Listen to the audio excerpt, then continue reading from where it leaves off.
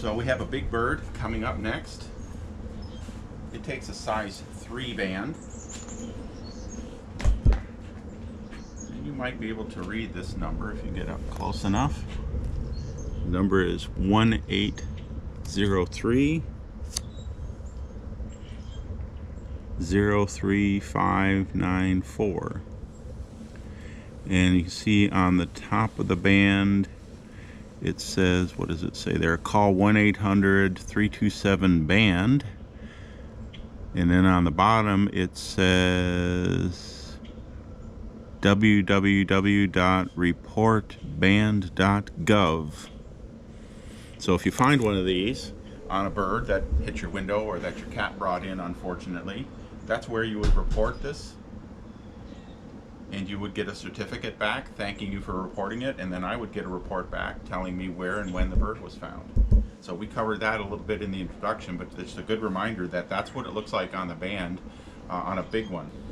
So this big bird is going to come out in a minute. We'll open up the band first to get ready for it. Put it on the pliers, open it up. It's ready to go. But we're going to put the band on the bird, and we're going to have a good look at it. Okay, it's biting the bag.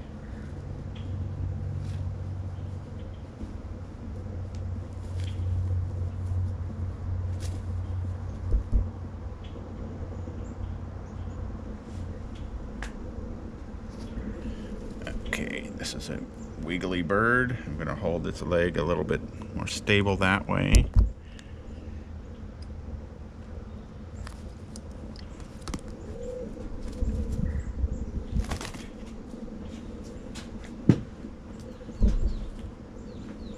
So this is a fairly common bird throughout southeastern Michigan. It's bigger than a robin, and it has a long chisel-like beak. It has pointy tail feathers that are very stiff, and it uses these stiff tail feathers to prop on the trunk of a tree. And so that would lead you to the family of woodpeckers. So when you're looking this up in your field guide, that limits you to about 6 or 7 species in Michigan.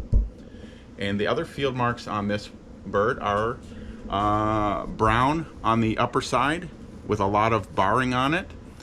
Pretty much all the other woodpeckers we have in Michigan are black. So this is the only one that has brown on it. Other field marks are a black band across the lower throat, a red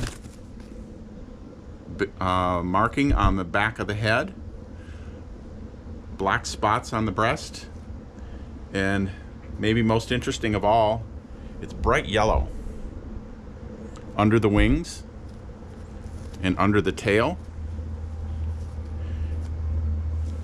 And this bird is called a northern flicker. It's called a flicker because of the sound it makes. It makes a call. It goes flick, flick, flick, flick, flick, flick, flick, flick. And this is found across North America. And in eastern North America, it's yellow under the wings, and in western North America, it's red under the wings. And so this is just the variation that we see in nature. Sometimes there's individual variation, but sometimes there's geographic variation. And the western ones are called red-shafted flickers, and the eastern ones are called yellow-shafted flickers. And that's not an official name. Those are called subspecies. So they are in the process of evolving into different species, but they may not completely do that. They do interbreed with each other in the Great Plains where they come together. So they're not considered separate species at this point. The only difference really is that the coloration on the underside of the wing. Now, male flickers have a black whisker, and females do not on the face. So what do you observe on this bird? Black whisker or no black whisker? I see no black whisker.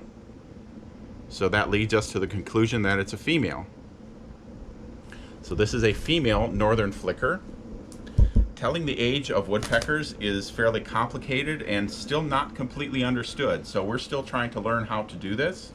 The best way is to look at some of these feathers in the top of the wing, these smaller feathers, to tell if some of them are more worn than others. Some of them are brighter or duller than others. To me, these all look fairly similar. So this is a second-year female northern flicker.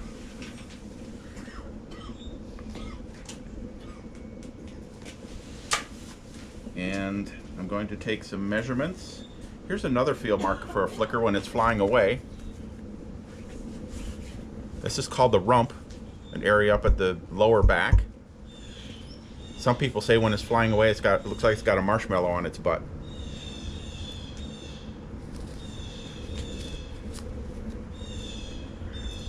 So sometimes flickers have wings that are longer than the ruler that I have here.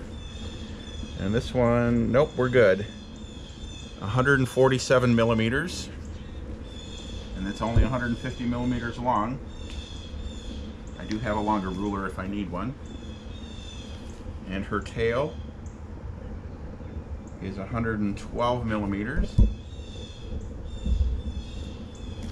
Probably no body fat because this is probably a nesting bird around here.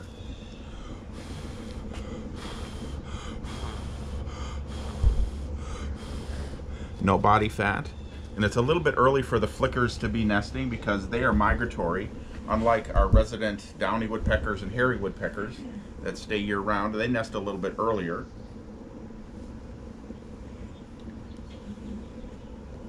And the last thing is to weigh the bird.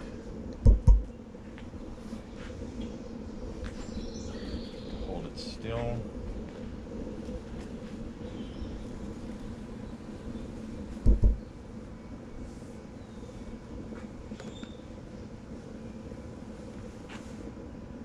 Weighs 141.7 grams.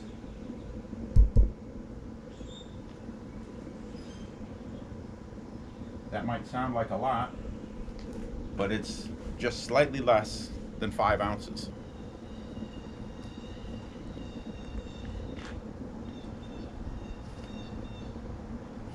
So we talked a little bit about adaptations of this bird. It's got a chisel-like beak for drilling a nest hole.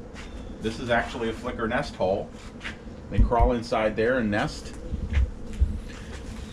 Another adaptation we talked about is the stiff tail feathers that it uses to brace against the tree trunk.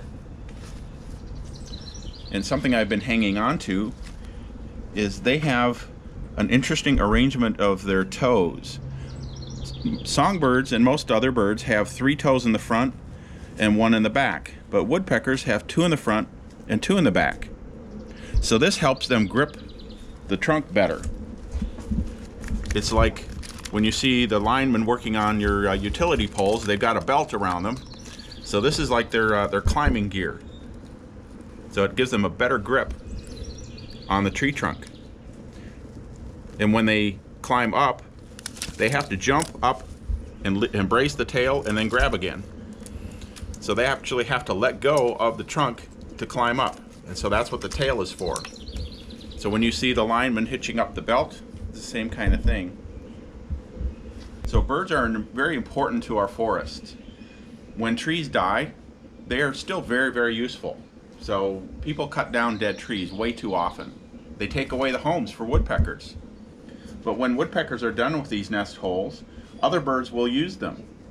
Smaller woodpeckers like downy woodpeckers will make a hole less than half this size, and birds like tufted titmouse and black cap chickadee will use those nest holes because they can't dig their own nest holes. A bird like an eastern screech owl that we have nesting here will use this nesting hole. An eastern screech owl is about the same size as a flicker, but they have a little beak for tearing flesh, but they can't dig a hole in wood. So eastern screech owls will use a flicker hole. When these trees start rotting even more, this hole will get even bigger, and a bird that you might not expect to use a nest hole, the wood duck, will use them because they can't make the hole bigger either. So sometimes we put nest boxes around here at the Nature Center to encourage the wood ducks to nest, but they will naturally use a flicker hole that's gotten more decayed and gotten larger. So this bird is ready to go, I think. Are you done listening to me talk? Okay, time to go. And so we can just go out and take a look at a really nice tree that has a whole bunch of woodpecker holes in it a little bit later. So we have a black cap chickadee here, and I'm holding it in the safe bander's hold, very gently around the neck. There's a lot of feathers there, so I'm not choking the bird at all, not hurting it in any way. This bird has a band on it already. I've written the number down, and I'm going to look this up later. It's not a bird that we banded this week, so we have a bird that's been around here for a while. We'll have to look it up when I get home. It is a female chickadee, though. I can tell because she is nesting, and I can tell that because she has what's called an incubation patch. When female birds are incubating their eggs on their nest, they lose feathers in the middle of their breast, and the blood vessels swell up, and the increased blood flow makes the skin warmer, and so it makes like a heating pad that they put on their eggs. And if you look really carefully, I'll blow the feathers aside and you can see that.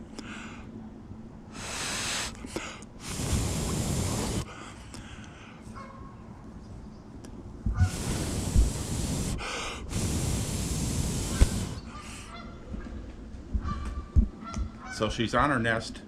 We've done all of our measurements and everything.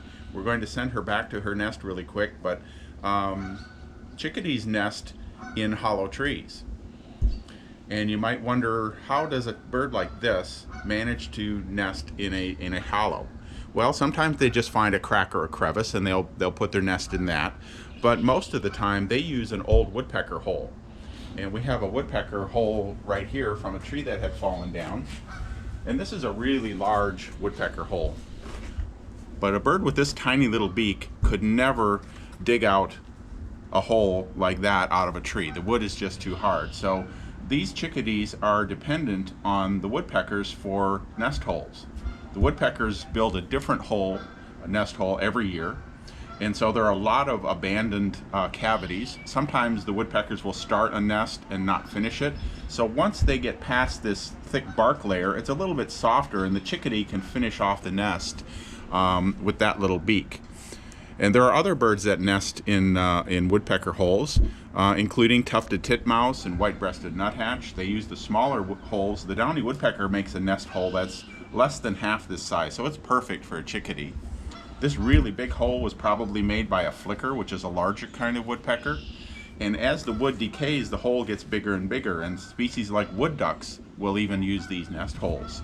So there's quite a few species that depend on the woodpeckers to build nest holes, and these birds, they're called secondary cavity nesters because they're the second birds to use these nests. And so what do you think would happen if there weren't any woodpeckers anymore? There's a whole lot of birds that depend on them for nest cavities, so they'd have a lot of trouble too. And what do you think would happen if we cut down all the trees that are just starting to get a little bit rotten? There wouldn't be any place for the woodpeckers to build their nests either. So unless a rotted branch or a tree is threatening to fall onto a house or a trail, it's always best to leave it alone, because these dying and dead trees provide homes for a lot of different creatures. And we can look at a nice nest cavity out on the trail a little bit later. But we're going to go ahead and let her go and get back to her nest. This dead snag has had lots of woodpeckers using it over the years. There are lots and lots of holes in it. They use the dead wood because it's easier to drill holes into.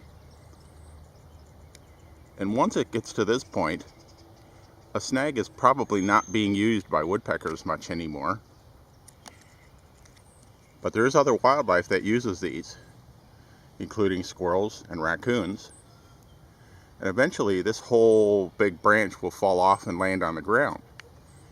And once it's on the ground, it becomes home for a lot of other animals, including some mice, lots of insects, worms, snails, centipedes, and maybe even salamanders.